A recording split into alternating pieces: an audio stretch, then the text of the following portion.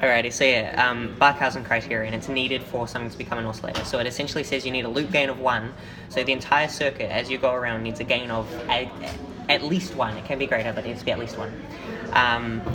And the second thing is you need 360 degrees phase shift. The reason for each of those is that the gain, if it's any less than 1, as it goes around, the signal will decrease.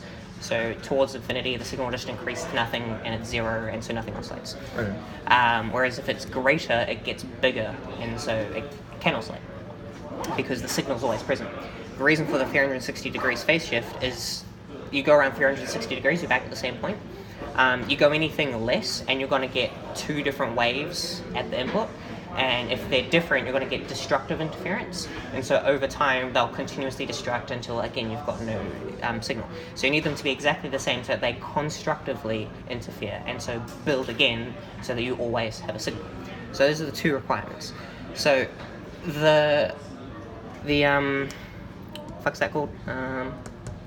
Op amp. Yes, the op amp. It's acting as an inverting amplifier at the moment. Mm-hmm. So inverting negative, so by itself it's got 180 degree phase shift, right? Because mm-hmm. negative you're flipping over.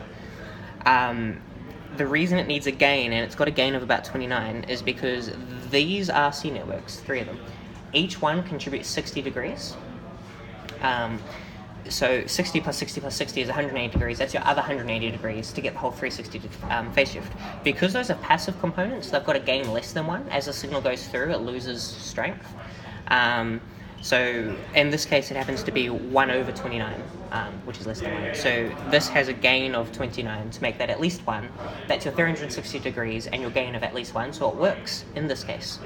Now, an RC network can never have a phase shift of larger than 90 degrees.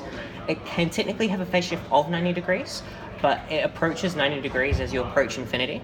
So 2 theoretically works as you approach a frequency of infinity.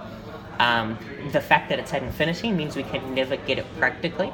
So you can never get a 180 degree phase shift with just 2, and without that you're not going to get 360 degrees, you don't meet the Barkhausen criterion, therefore you don't oscillate. With 4, however, or greater, you can easily get the 180 degrees. Once you get 3 is the minimum because it's 60 plus 60 plus 60, but as you get more and more, they contribute less and less, so 30, 20, and it can easily get a 20 degree phase shift. So you're always going to have the 180 degree phase shift as you get more. As you get more, the gain gets smaller and smaller and smaller because it's got to go through passive components. But as we know with these op amps, we can make the gain pretty much well at whatever we want. So by the time we're getting to impractical circuits that are too large to build, we still haven't reached the limit of the gain of this, and so it'll always work for any number of RC networks. Yeah. So it'll work for 3 or more, but never for 2. Alright, shit.